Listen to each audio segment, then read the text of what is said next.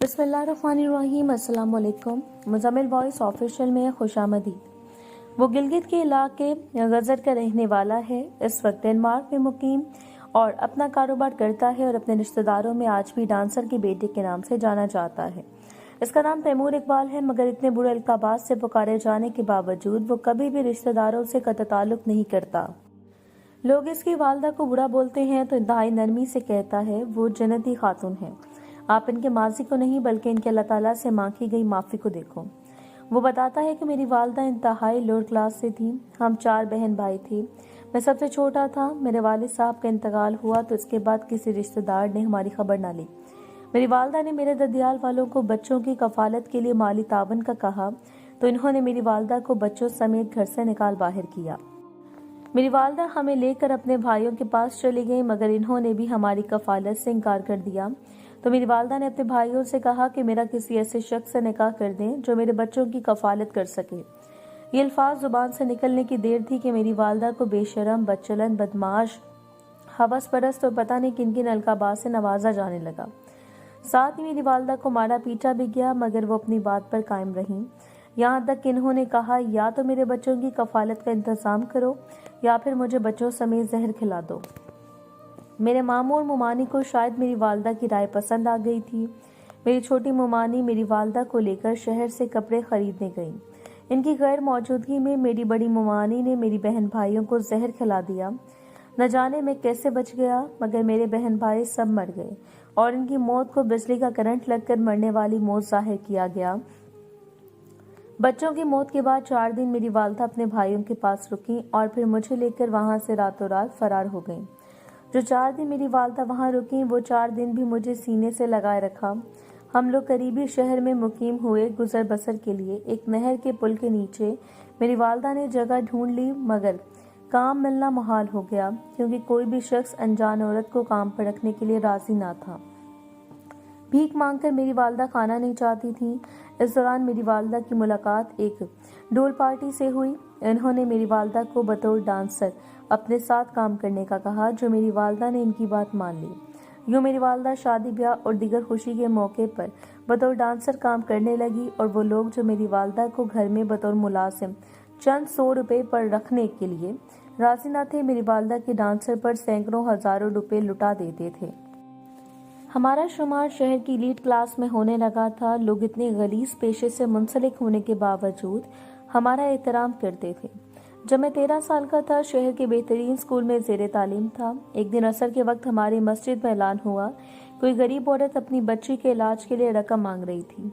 मेरी वालदा ने अपनी सारी जमा पूंजी लगाकर लड़की की जान बचा ली, मगर हम लोग कंगाल हो गए। मेरी वालदा ने इस डांस वाले काम को छोड़ दिया। मेरे स्कूल को छुड़वा कर मुझे गवर्नमेंट स्कूल में दाखिल करवा दिया। साथ ही मुझे सेकंड टाइम मजदूरी पर लगा दिया। खुद भी घरों में काम करने लगी। इस रिस्क के हलाल से घर चलने लगा और इस रिस्क में बरकत भी होने लगी। यहाँ तक किसी कमाई से मेरी वालदा मेरे साथ हज पड़ गई। वहाँ पर इनका इंतकाल हो गया और फिर वहीं दफन हुई। इसके बाद मैं रिस्क की तलाश में मुल्कों फिरने के बाद यहाँ बसा और अपने कारोबार करने लगा।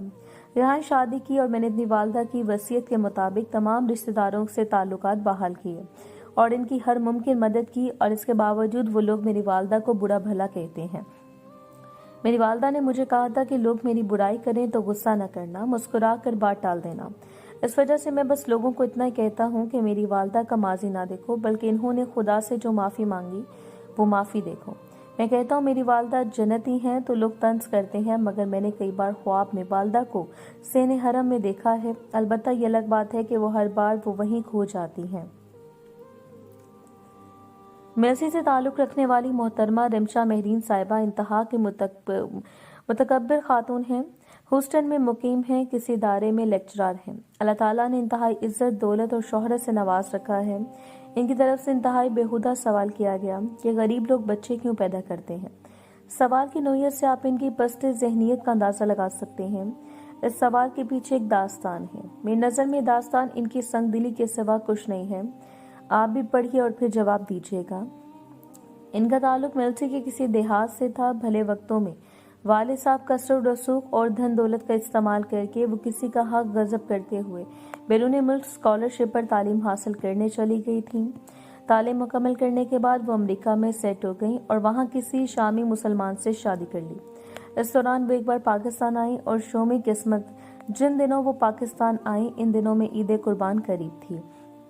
دیہاتوں میں اس درجے کی زمیندار اور کمی ان الفاظ کے لیے معذرت لوگ خط غربت سے نیچے کی زندگی گزار رہے ہوتے تھے۔ ان محترمہ کے پڑوس میں فضل الرحمان نامی شخص رہتا تھا جو ذات کا کمبھار، اور اس نے کسی شخص سے سود پر قرض لیا اور پھر قرض پر سود ادا کرتے کرتے اس کا گھر تک بک گیا، مگر قرض کی رقم ادا نہ ہوئی، یہاں تک کہ وہ کہیں اور مزدوری کرنے لگا اور وہ اسی مزدوری سے اپنا گھر بھی چلاتا اور اس مزدوری سے سود بھی ادا کرتا تھا۔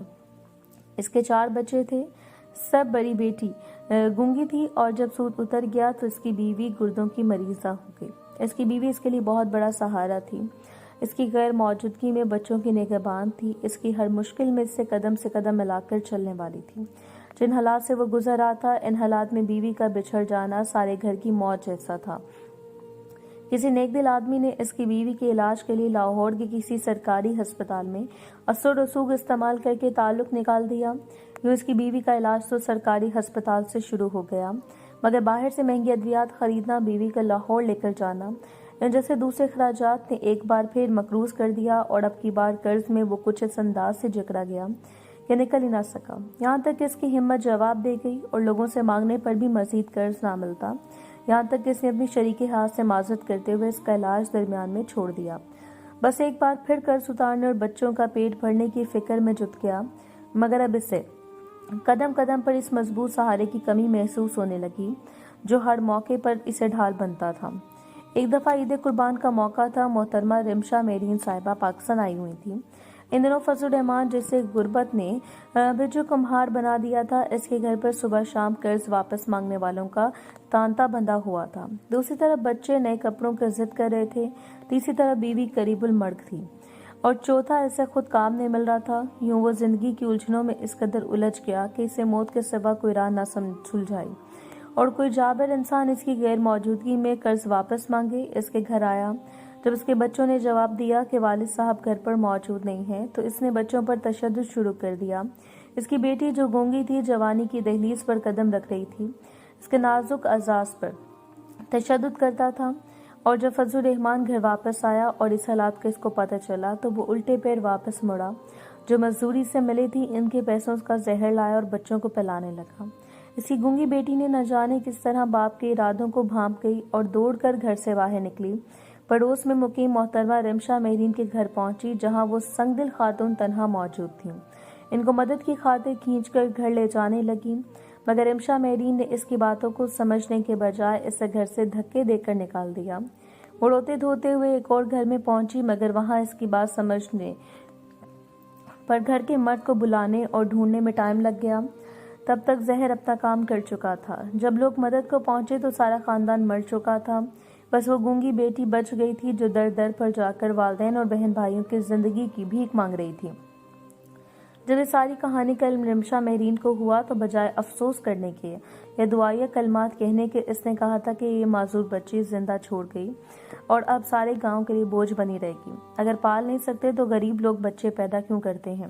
مگر رمشا میرین کا یہ وہم اگلی صبح دور ہو گیا جب پتہ چلا کہ وہ گونگی بچی والدین اور بہن بھائیوں کے بچھڑ جانے کے صدمے سے چل بسی۔ میں اس تحریر میں رمشا میرین صاحبہ کو فقط اتنا بتانا چاہتی ہوں کہ رازق اور اولاد دینے والے ذات اللہ تعالیٰ کی ہے، غریب بھوک سے نہیں مرتا، اسے تم جیسے درندہ صفت دار اوروں کا حق غضب کرنے والے لوگ مار دیتے ہیں۔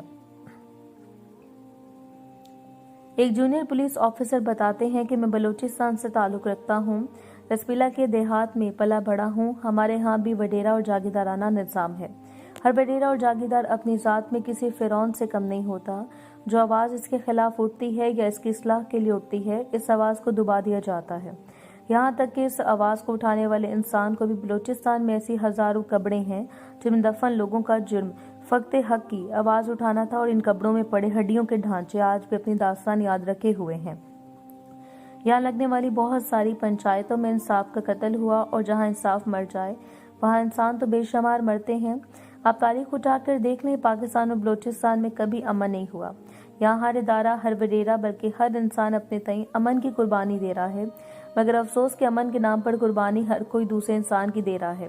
ऐसे कुछ वाकया बयान करना चाहती हूँ कि मैं नौशकी में तैनात था। एक दूर दराज गाँव में मेरी ड्यूटी थी।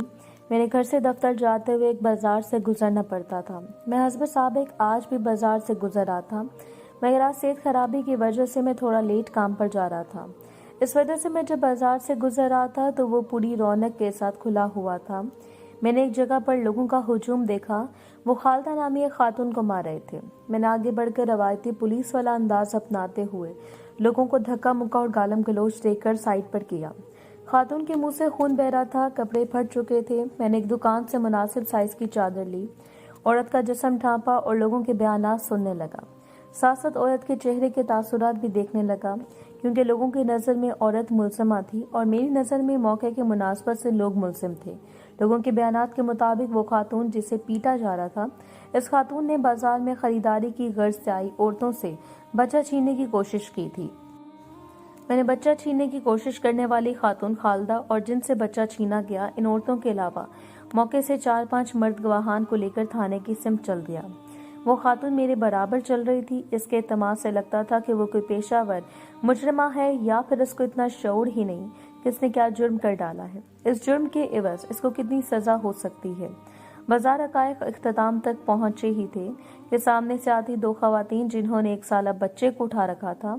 इनको देखते खालदा, जिसने पहला बच्चा अगवा करने की कोशिश की थी, एक बार फिर इनकी तरफ बढ़ी और इनसे बच्चा झपटने लगी। मेरे साथ मौजूद मर्द एक बार फिर इस खातून पर मर्दानगी दिखाने के लिए आगे बढ़े। मैंने सबको सख्ती से मना कर दिया। फिर इन खवातीन को बहन कहकर इल्तिजा की कि बच्चा इनके हवाले कर दें। मेरी मौजूदगी में बच्चे को कोई नुकसान पहुंचे तो मैं जिम्मेदार हूँ। मेरी वर्दी का लिहाज करते हुए इन्होंने बच्चा हवाले कर दिया और एक खातून वहीं बैठकर बच्चे को चूमने लगी, बच्चे से खेलने लगी। इस दौरान गवाहान मर्द जिन्होंने पहले खालदा को बहुत मारपीट की थी, वो इस सारे किस्से को ड्रामा करार देने लगे। तकरीबन 3-4 मिनट बाद मैंने खालदा से बच्चा लेकर इनकी हकीकी वर्सा के हवाले किया। जिन खवातीन से बच्चा छीनने की कोशिश की गई थी, इनको मुतमईन करके वापस भेजा और खालदा को थाने ले जाने की बजाय अपने घर ले गया। वो जाती मेरे बच्चों के साथ यूं घुल मिल गई जैसे बरसों से इनको जानती हो और वो उसकी सगी औलाद हो। मेरी बीवी को खालदा मशकूक लग रही थी। हर औरत ही औलाद के बारे में ऐसी हसास होती है। मेरी बीवी भी रवायती औरतों की तरह थी। मैंने सिपाही की ड्यूटी अपने घर के बाहर लगा दी कि इस घर से कोई भी खतरे वाली आवाज़ या हरकत सुनाई दे तो फौरन अंदर की खबर के साथ ही मुझे इत्तला करे, और इसके बाद खुद मैं ड्यूटी पर चल दिया। मुझे हैरत हुई कि जब मैं घर वापस आई तो बिजली नहीं थी। एक बच्चे को मेरी बीवी पंखा झूल रही थी और दूसरे बच्चे को खालदा ने गोद में सुला रखा था। चंद दिनों में मेरी फैमिली सजनबी औरत से मानूस हो गई, मगर मेरे घर के बाहर सिपाही तैनात रहा। मैंने डॉक्टर्स के जरिए खालदा का इलाज शुरू करवाया, मगर वो सेहतयाब ना हो सकी। डॉक्टर ने बताया कि इनके सर में गहरी चोट आई है, दूसरा इनको बहुत गहरा सदमा पहुंचा है। इसके साथ ही इनका इलाज तक नहीं करवाया गया। इनका माजी इनको याद नहीं, अलबत्ता सदमे और चोट के वक्त वो जिन हालात में थी वो हालात इनके जहन में नक्श होकर रह गए। मेडिकल साइंस और पुलिस तफ्तीश के बाद मैं इस नतीजे पर पहुंचा कि इन खातून को मारपीट करके घर से निकाला गया और इनसे बच्चे छीन लिए गए। इस सदमे की वजह से ये कुछ वक्त के लिए कोमा में रहीं। वहीं इनकी सोच वहीं पर जम कर रह गई और आज भी हर बच्चे को लपक कर उठाने का मकसद माँ की ममता को सुकून देना है, कोई मुजरिमाना अमल करना नहीं। मैं लाख कोशिशों के बाद इस खातून के वर्सा को ना ढूंढ सका और एक अरसे तक हमारे घर में रही और यहीं फौत हो गई।